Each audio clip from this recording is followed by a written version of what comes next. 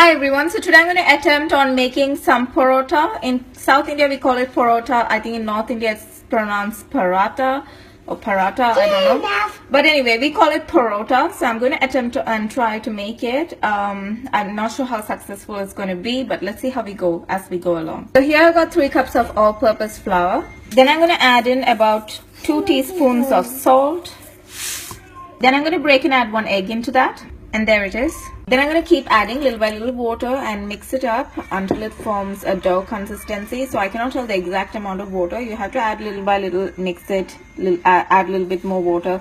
So until you form a dough consistency. There we go. So this is what we are aiming for. So the mixture has stopped sticking around and it's formed into this nice round ball. And now I'm going to cover it up with a cling wrap and leave it for 30 minutes. Now I'm back after 30 minutes. I'm going to transfer this onto a cutting board. And then I'm going to cut it off into smaller sections so that it makes it easier for me to roll out. There.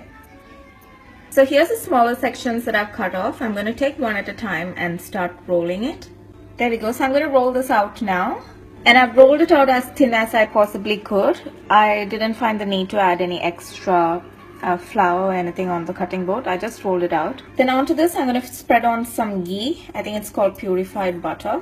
All over nicely. So now once I spread the ghee nicely, I'm going to sprinkle some all-purpose flour on top. There we go, so very lightly. And now I'm going to make a cut like this.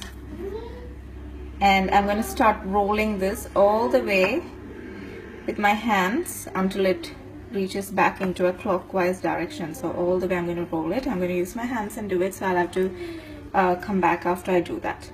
So you can see that as I'm rolling it, it's forming this little flower layered shape. So here you can see clearly how it's turned out, the flowered shape. So there's a flower shape.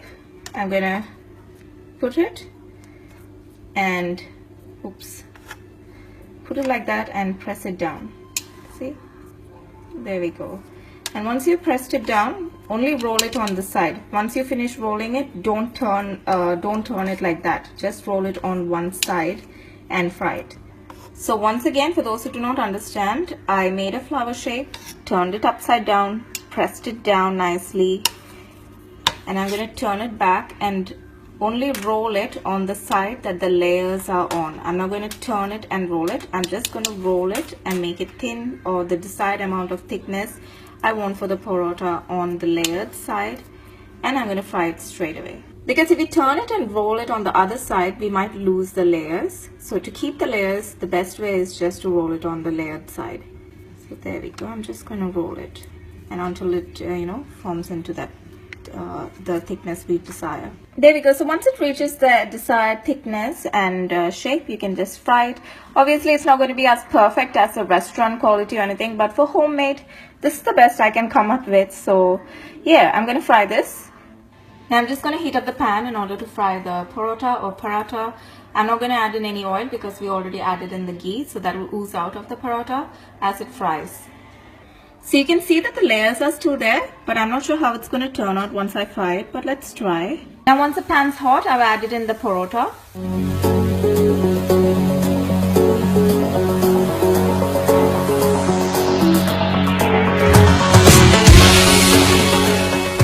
So the parota has finished frying and you can see the layers, and see under the layer it's nice and soft and fluffy, but it's cooked.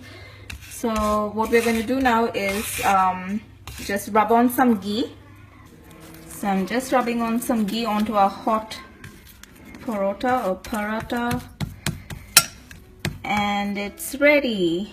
I mean, look at the layers. For a homemade parota or paratha, sorry, in South India we call it parota, North Indians call it differently, so that's why I'm using both. But for a homemade one, it's so good, isn't it?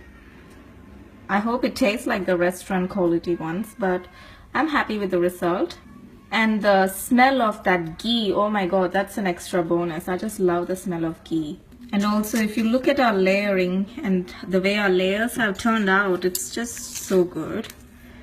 But yeah, the smell of ghee. So this is nice ghee hot parota, homemade. So now I'm going to make the rest of them and I'll be back.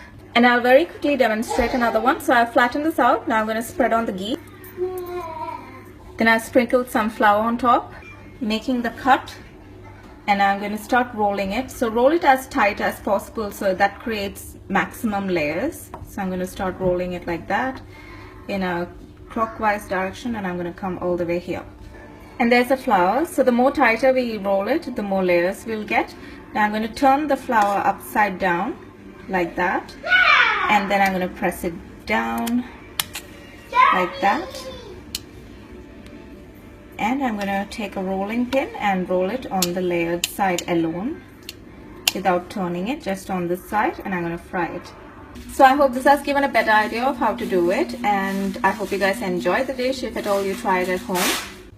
And there we go everyone, all our layered homemade parotas or paratas are ready and very lovely. You can see the layers, you know, and some layers have come at the back as well. I'll just show you. I'm just going to turn this at the back, and you can see that the layers are there at the back as well. So it's very nice, and yeah, I hope you guys enjoy this. Lastly, another thing you can do is fluff up the parotas so the layers, you know, they come up more, you know, it's more obvious, but I'm not going to do that. I'm just going to have it as it is because I like it the way it is. It's light and fluffy enough. So yeah, and there it is everyone. Our layered homemade parotas or paratas are ready. Enjoy. Bye.